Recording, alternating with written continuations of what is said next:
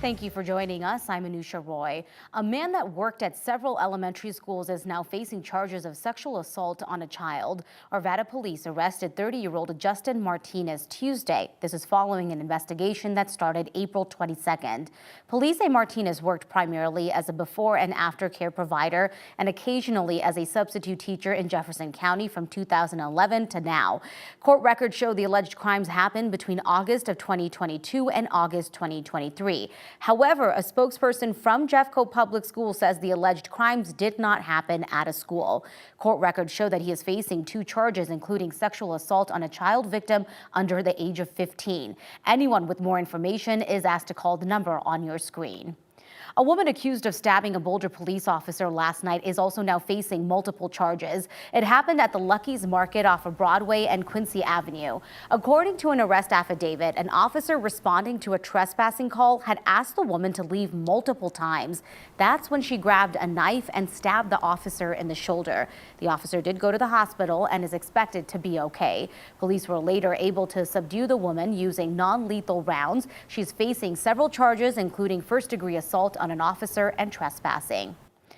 This afternoon, we have new details in the case involving Suzanne Morphew nearly 4 years after she was last seen in Chaffee County.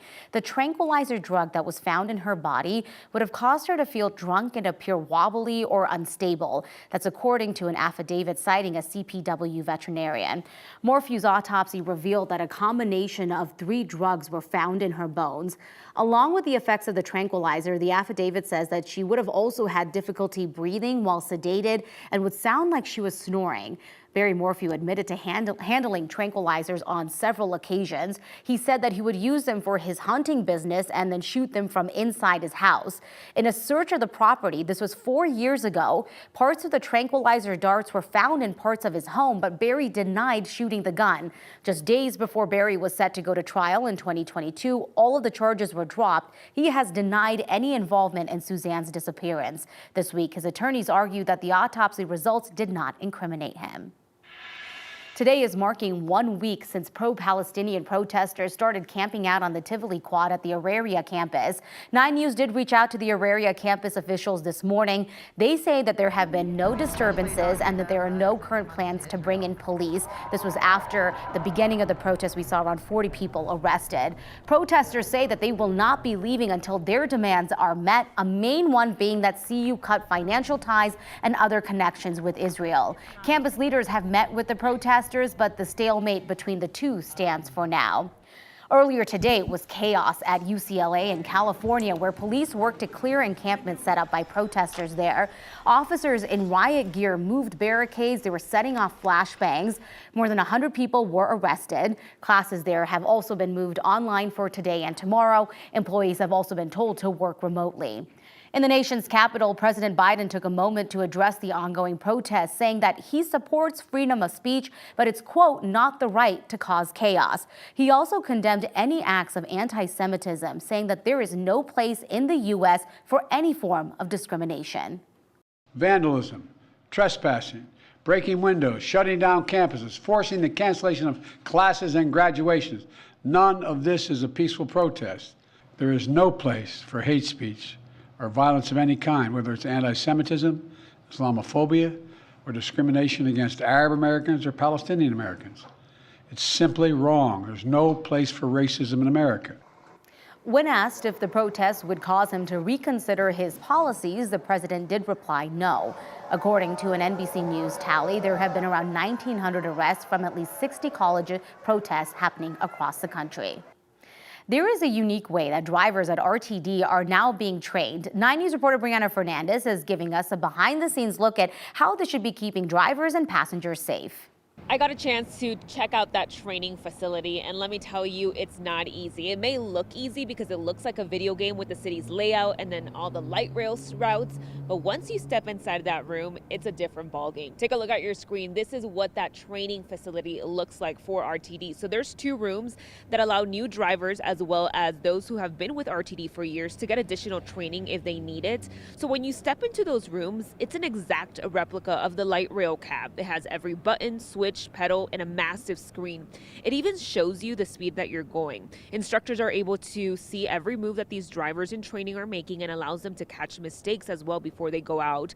And one of the instructors that we spoke to, he says that he likes to make it challenging for drivers.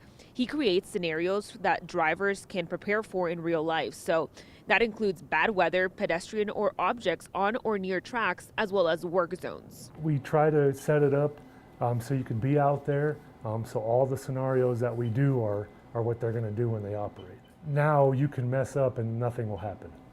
Versus the real life, you could actually have some real damage to trains or equipment. In here, you can have some errors and it's not a big deal. RTD has had this simulator since 2015. So what they're trying to do for this year and the next couple of years is trying to upgrade the city's layout in the simulator as well as their light rail routes. Drivers can take advantage of this training facility. They can go whenever they want for however long they want. For now, I'm in Denver. Brianna Fernandez for 9 News. Want to give you a live look outside right now over the skyline as we are enjoying beautiful blue skies and the sun is out. It is definitely a little bit cooler than it was at the beginning of the week. But Keely, if we just wait till the weekend, finally, we get some good weather on the weekend. I'll tell you what, we are going to be flirting with 80 degrees by Sunday. Yeah, it is a gorgeous afternoon out there. We've got certainly cooler temperatures, plenty of sun out there, and breezy conditions in some areas. You can see those winds gusting in Longmont up to 32 miles per hour. We're talking 16 mile per hour wind gusts in Boulder. So settle down a bit, head down to Monument Hill. Winds are gusting up to 26 miles. Out at the airport right now, those winds out of the east southeast only about 7 miles per hour. We're at 52 degrees out there right now. Taking a look at our HD Doppler radar. We got some westerly flow going on, a weak ridge of high pressure building in, and that's really keeping us pretty calm as we head through the day. We do have a slight chance for some showers, possibly a thunderstorm. Nothing severe. Most of the isolated storms out across the eastern plains, and really just isolated storms. Our high today is 62 degrees. Tonight, overnight lows dropping down into the low 40s. Now tomorrow we have a better chance for some afternoon showers and thunderstorms as temperatures get a little bit warmer, 67, a little bit more instability in the air in the afternoon. We'll talk more about that and break down the chances for severe weather coming up in your full forecast in just a bit. All right, thanks so much for that, Keely. If you are heading down I-70 near Aurora tonight or tomorrow night, you're going to want to keep this in mind. From 10 p.m. to 5 a.m., I-70 will be closed in both directions from East Colfax Avenue to Tower Road in Aurora. Crews will be working to place a pedestrian bridge just east of Tower Road during those times. Drivers can take the detour highlighted in green during those closures.